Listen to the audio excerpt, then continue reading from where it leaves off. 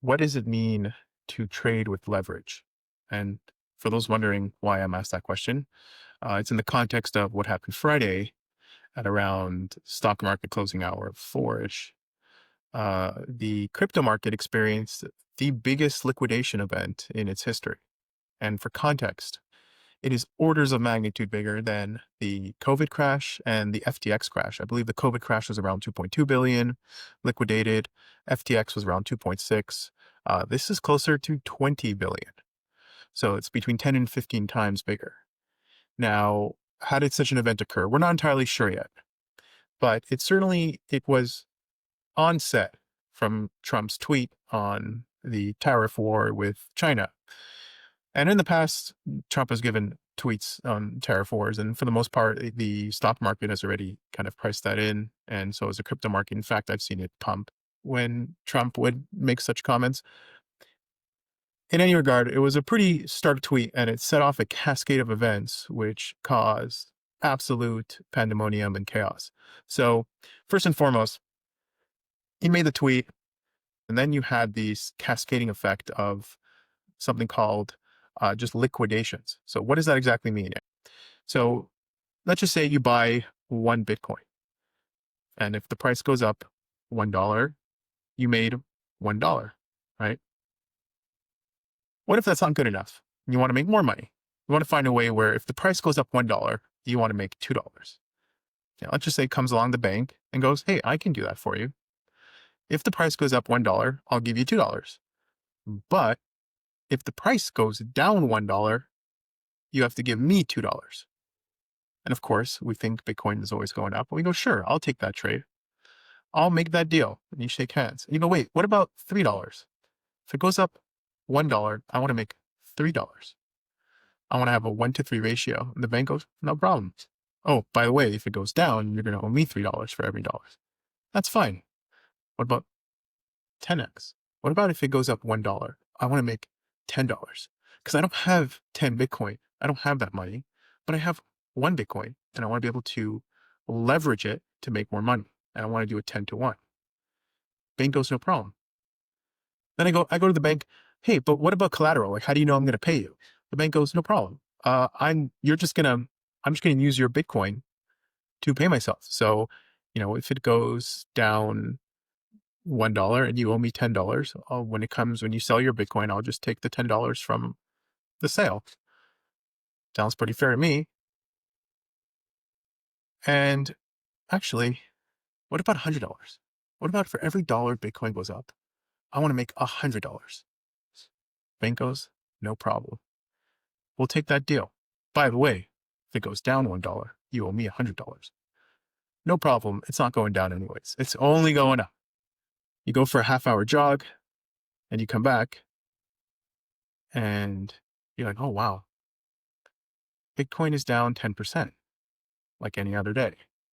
Goes up and down 10%, no problem. Check your portfolio and your Bitcoin's gone.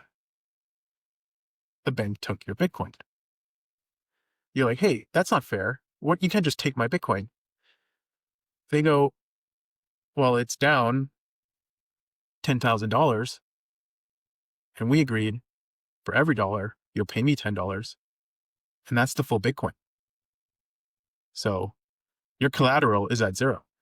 I'm going to force sell and take that Bitcoin because if it goes down any lower, I have no way of getting that money. And that's exactly what leverage trading is.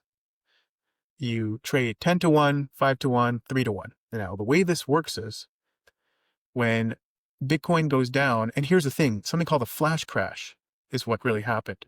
So, for example, you had some altcoins go down like 92%. AVAX was at like $6 and it was trading at $30, literally seconds before the flash crash. And what happens then is, even if very few orders can be processed at $8 per AVAX, if it's down 92%, all the leverage trades are getting liquidated at that price point. Even if you're trading 2-to-1, at some point you're going to get liquidated. And at that low of a price, no one imagined AVAX would be down 92%. Something clearly broke in the crypto market Less so with the higher market cap coins. Bitcoin, Ethereum, Solana didn't do that bad. In fact, Solana really held its own. But you've had other coins go down, even some pretty good coins go down 90, 92%. So, and even if it's just for a moment, it bounced back for the most part. I mean, even if it's down ultimately 20% at the closing day, some 10%, some 9%, nothing too crazy in the crypto world. But the fact that even just for a moment, things dropped that low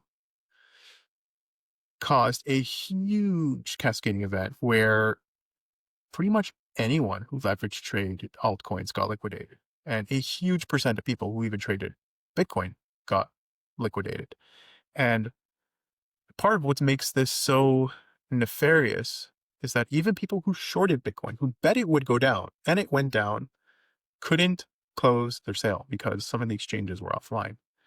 And even those who went long and who said it would go up, but it went down, they weren't able to add more margin and money to their position to avoid liquidation. So it's been a very frustrating event for many people. And this is why you never ever leverage trade cryptocurrency. Why do these whales want to liquidate other people's position? Because that forces the price down and they can buy for way cheaper in anticipation for it to go up. So they find a weak moment in the market. They wait for a trigger event, for a catalyst, and then they possibly a coordinated event. We don't exactly know what happened yet. Possibly a coordinated event with whales causes this cascading event, and price dips. Happens all the time. People call it market manipulation, but for the most part, that is essentially what happened. And for some reason, this round, $20 billion got liquidated in just the span of a few moments.